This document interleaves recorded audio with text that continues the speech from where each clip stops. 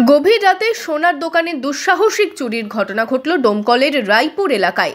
বাড়ির লাগোয়া সোনার দোকানে চুরির আগে ঘরের গেটের বাইরে থেকে তালা ঝুলিয়ে দেওয়া হয় বলে অভিযোগ। জানা গিয়েছে রবিবার সকালে চুরির বিষয়টি নজরে আসে পরিবারের সদস্যদের। চুরির ঘটনা দেখা যায় সিসিটিভি ফুটেজেও। দোকানে তালা ভেঙে চুরি করেছে। কিভাবে এরা ঢুকলো? কিভাবে? পাঁচির টপকিয়ে। পাঁচির টপকেছিল। তারপরে আমাদের ঘরে তালা দিয়ে দিয়েছে বাইরে থেকে। হ্যাঁ, দিয়ে তালা ভেঙে চুরি করে নিয়েছে। কি কি নিয়েছে? দোকানে যা ছিল সোনা দানা টাকা পয়সা সব কিছুই নিয়েছে। বুঝতে পারেননি? না, কিছু বুঝতে পারিনি। সকালে উঠে দেখছি গেট খোলা দোকানে, আর আমাদের ঘরে সব বাইরে থেকে তালা মারা। তারপরে আপনাদেরকে খুললো কে? আমার স্বামী ছাদে উঠে নেমে খুলেছে। আচ্ছা, তো মোটামুটি কত লক্ষ চুরি হয়েছে?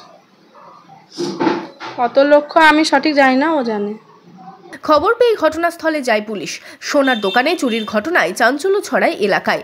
বাড়ি লাগোয়া দোকানে চুরির ঘটনায় আতঙ্কিত স্থানীয় বাসিন্দারাও। আমরা ঘটনাটা যখনই শুনলাম, একদম ভোরবেলা উঠে আমরা জানতে পারি ব্যাপারটা।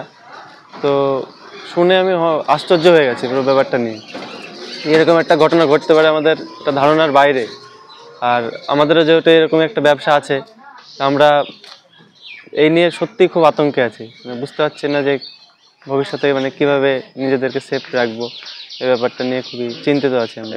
কিভাবে চুরির ঘটনা ঘটলো তা খতিয়ে দেখছে পুলিশ।